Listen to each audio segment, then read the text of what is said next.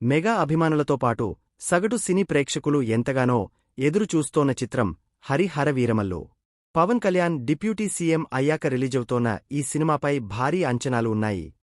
ఇప్పటికే అన్ని హంగులు పూర్తి చేసుకున్న హరిహర వీరమల్లు జూలై 24న ప్రపంచవ్యాప్తంగా విడుదల కానుంది. అందుకు తగ్గట్టే ఇప్పటివరకు రిలీజైన సినిమా పోస్టర్లు, గ్లింప్స్, ట్రైలర్ అభిమానులను విపరీతంగా ఆకట్టుకున్నాయి. జాగర్లమూడి క్రిష్, జ్యోతి కృష్ణ సంయుక్తంగా తెరకెక్కించిన ఈ హిస్టారికల్ మూవీలో నిధి అగర్వాల్ కథానాయికగా నటించింది.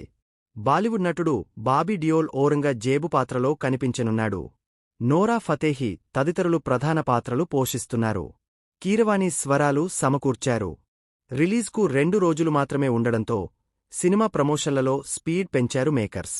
పవన్ కళ్యాణ్ స్వయంగా ప్రెస్ మీట్స్, ఇంటర్వ్యూలకు హాజరవుతుండడం విశేషం.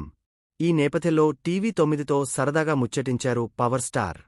హరిహర వీరమల్లు సినిమా గురించి పలు ఆసక్తికర విషయాలు పంచుకున్నారు. అలాగే సినిమాల్లో కొనసాగడంపైన ఫుల్ క్లారిటీ ఇచ్చారు పవన్. మరి ఆ ముచ్చట్లేంటోపై వీడియోలో చూడండి.